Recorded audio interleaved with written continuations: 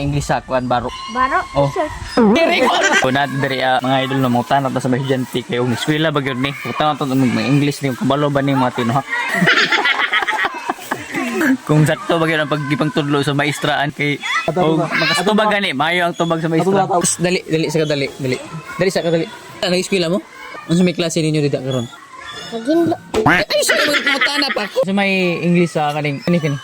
O sa English. Tubig. May grado nimo? 5. Grade 5. So unsa may English ka nang kuan? Asa ka paingon? Where you go? Very good. Apir.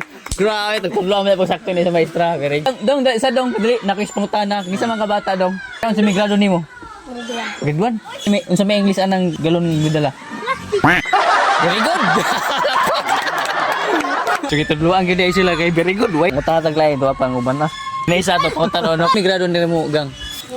Grade 2. Grade 1 plus 3. Wow. May English aning kuan. Pero no, very good. Apir kay very good man. Sabi, nagtudloan siya, maradyo ang pagtudlo sa maestra, maradyo. Kang dali, ingnonin mo si mga, siganaan sila magpapitik na si Kuya Uploy ni mo, pitkan daw ko niya. Kaya yung aptik niya mga bata, no? Aptik ni manubag ron. Ay, dali, sa dong, dali. Dali sa. Apir. Ay, grahan. May grado ni mo? Grade 1. Bapay mong mang, o dili? No. Bapay mong maestra? Dili. Oh, kabalo naman na, dili na bapay ang maestra. May kulor aning yung baro. Very good! Ang wala to ni mga ato 80s drive ba kumbaga. Ato ang break ni mga estudyante kay bago ko eskwelahan nila. Eskwelahan ko nila oh grabe ka gana ko to. Bago kayo oh. Kung di mga aptik ni basta bagong eskwelahan. Sa may ngalan nimo? Ay si katawa. English.